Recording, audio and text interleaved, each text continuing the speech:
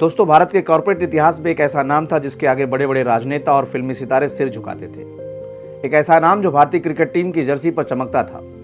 एक ऐसा साम्राज्य जहां 12 लाख लोग काम करते थे और जो खुद को दुनिया का सबसे बड़ा परिवार कहता था, सहारा इंडिया परिवार। लेकिन फिर क्या हुआ कि 68,000 करोड़ का यह साम्राज्य ताश के पत्ते की तरह ढह गया। कैसे एक पॉन्जी स्कीम ने सुब्रत राय को सहारा श्री से तिहाड़ का कैदी बना दिया। आज की कहानी उस ग्रेट सहारा स्कैम की जिसे सुलझाने में आज भी एजेंसियां पसीना बहा रही हैं। तो चलिए जानते हैं the rise and fall of सहारा।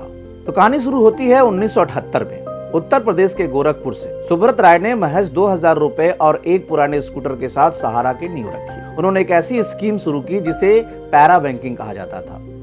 उनका टारगेट था वो गरीब तबका जिसके पास बैंक जाने की हिम्मत नहीं थी। रोजाना 1 रुपया 10 रुपया जमा करना था। ये छोटी सी बचत सहारा की ताकत बन गई। देखते देखते सहारा गांव गांव कस्बे कस्बे तक पहुंच गया। सुब्रत राय ने खुद को मैनेजिंग वर्कर घोषित किया और अपने कर्मचारियों को अनुशासन और राष्ट्रवाद का पाठ पढ़ाया। सहारा अब सिर्फ एक कंपनी नहीं, एक इमोशन बन चुका था। 90 के दशक और 2000 की शुरुआत में सहारा का जलवा 7वें आसमान पर था। लखनऊ में 270 एकड़ में बना सहारा शहर किसी महल से कम नहीं था।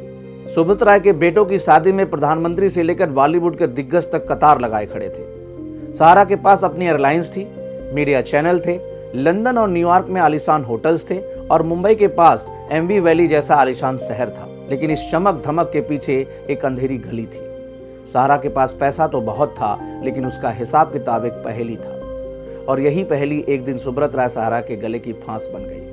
साल 2010 सहारे ने अपनी एक कंपनी की शेयर बाजार में लिस्ट करने के लिए सेबी के पास कागज भेजे। यहीं से पतन की शुरुआत हुई। सेबी की नजर सहारा की 2 कंपनियों सहारा इंडिया रियल एस्टेट और सहारा हाउसिंग पर पड़ी।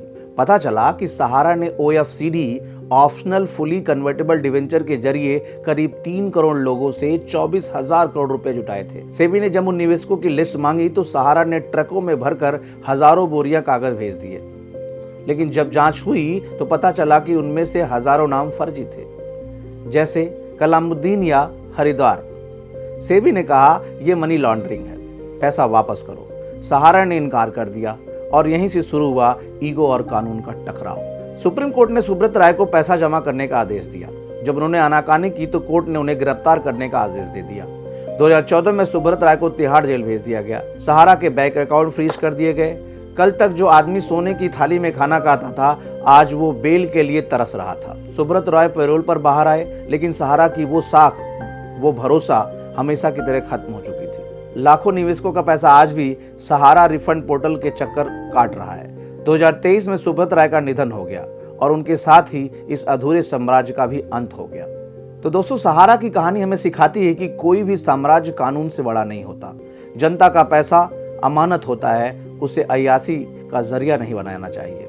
सुब्रत राय ने एक सपना दिखाया था, लेकिन सपने की नींव में जो झूठ था उसने सब कुछ राख कर दिया। क्या आपका या आपके परिवार का भी कोई पैसा सहारा में फंसा है? क्या आपको लगता है कि सुब्रत राय को फंसाया गया था या वो वाकई एक स्कैम मास्टर थे?